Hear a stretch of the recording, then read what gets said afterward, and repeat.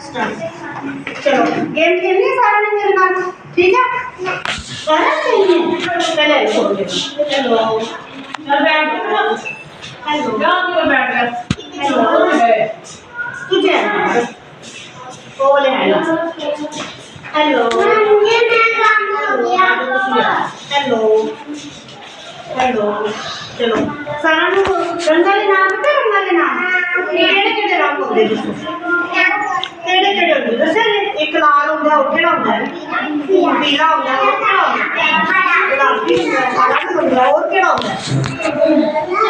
गुलाबी होंदा है और केड़ा होंदा है नीला भी होंदा है ना और केड़ा होंदा है काला और केड़ा होंदा है ऑरेंज भी होंदा है सारा पता तानू कलर कलर भी होंदा है ना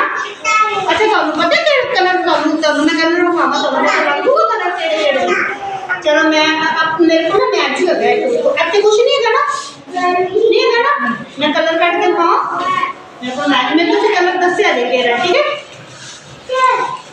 ओए आ गए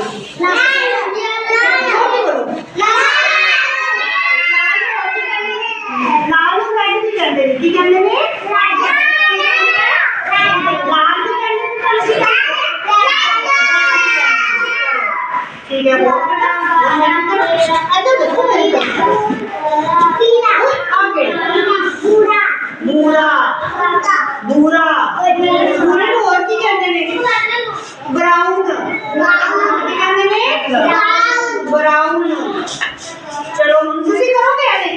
जिनको मैं करूंगी ना वही करेगा ठीक है चलो तुसी अभी जो कलर कर दो तेरे कलर दो ऐसे बैठे बैठे कर दो नहीं तो सिली तो सुना जी ने कलर कर दे रहा सुबह जो भी बोलो गुलाबी ओना के पीछे बोलो 5 बजे गुलाबी केड़ा कलर है गुलाबी वेरी गुड और वो तुसी बोलो आधा डी वाले तुसी बोलो